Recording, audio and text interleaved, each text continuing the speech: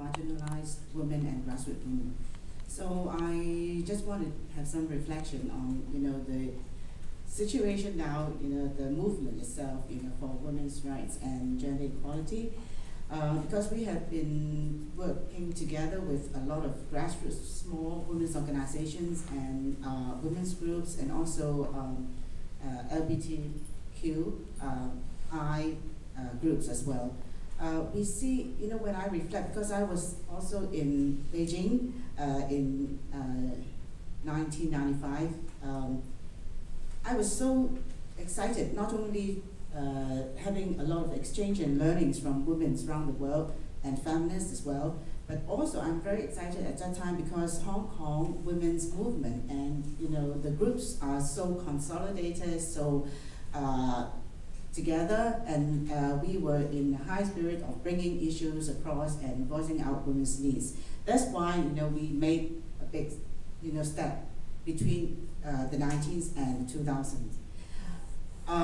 Looking back, now the situation is, women's groups are, especially small, marginalized groups, they are surviving in a very difficult situation. In the past, we still can apply funding from overseas, where we have international funds supporting, like from church funds, from Germany, from States, and from various, because Hong Kong was still a sort of developing, area. But as our economy grows and we are seen as a wealthy economy by them, money to support especially advocacy and raising women's voices, these kind of work, you can hardly source any support. And well, obviously I can say Hong Kong has a lot of money, the government has a lot of money. Where is the money for women's rights? Where is the money for civil society to voice out their needs, especially those who are invisible? I don't see the Women's Commission is doing anything on that. I hope that the UC can be more proactive and playing a more active advocacy role.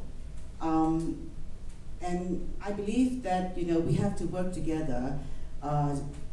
Women from different sectors, especially when I look around the room, there are not many young women here, and also grassroots representatives and marginalized group representatives. So it would be good to bring together women from different sectors to come together and really strategize and see what are the, as Anna said, how we can strategize on several issues and bring up to continue fighting for women's rights.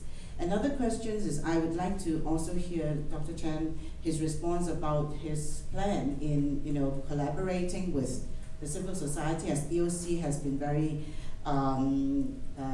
inviting different groups to consult, to work together. Previously, when Dr. Chow was as a chairperson, I would like to hear your plans of how you plan to collaborate and work together with the civil society. Thank you, Linda. We'll Dr. Chen and then move back to the panel. Collaborating with civil society and NGOs, I think, are definitely one of the directions that EOC has established well, and I see no reason why we can't continue. So, and in fact, I think even more so that when we look at the discrimination law review, I think we definitely need a wider consultation on all issues. And the best kind of consultation obviously is from individuals in the community. So yes, I could promise you with that. Thank you, Dr. Chen. Linda, you put us on course for the final part of the panel, and I'd like to start by echoing what you said, that it's very important